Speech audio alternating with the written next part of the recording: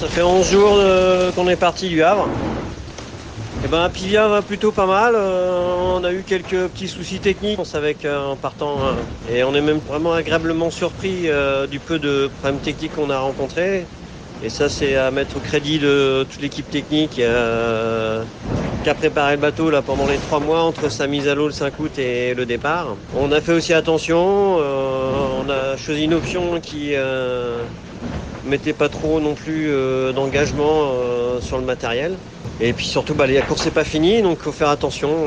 On en saura un peu plus dans 2 jours, il faut rester vigilant.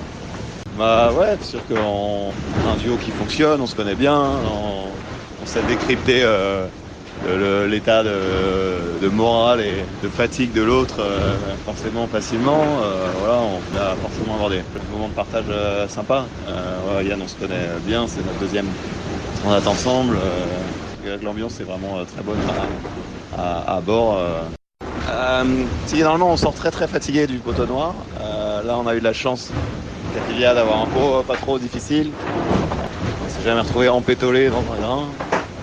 Du coup, il y a eu forcément quelques changements de voile, mais c'est très chaud dans le bateau, c'est très humide. Effectivement, on a regardé forcément la trajectoire des 1050 parce que notamment celle de Sébastien Rogue-Soubens qui était juste à côté de nous. Voilà, c'est rassurant de voir qu'ils prenaient des trajectoires assez proches de nous alors que eux ont droit à un routage à terre. Alors y a-t-il toujours un gagnant ou un perdant au passage du poteau noir ? Pas toujours, hein. Parfois les conditions sont les mêmes pour tout le monde, mais effectivement c'est un scénario qui est assez rare.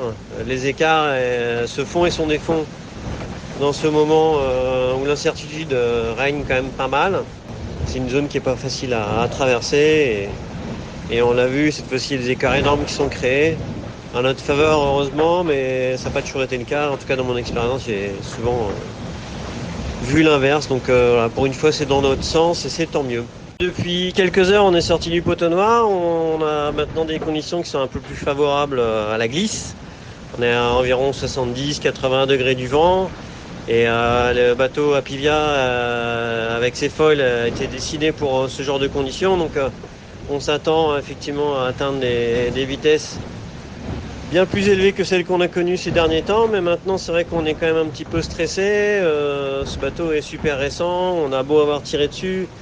On n'avait jamais passé autant de temps en mer. Et avec une issue en termes de résultats qui pourrait être pas mal à l'arrivée, on a peur maintenant de casser et de rencontrer des problèmes techniques qui nous empêcheraient de gravir la première place du podium. Donc on est un peu tout en retenue. Je pense qu'on va pas tirer comme on aurait pu le faire sur le bateau si on avait été à touche-touche avec d'autres concurrents. On va regarder un petit peu sous le pied, mais ça n'empêche que ça va être des conditions quand même rapides et super sympas, et donc on va en profiter.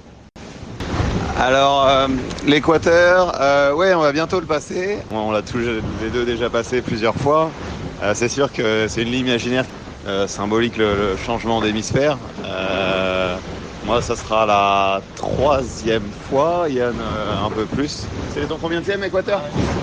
Une dizaine apparemment. On a quand même prévu de faire une petite vidéo au passage de la latitude 0. Ouais.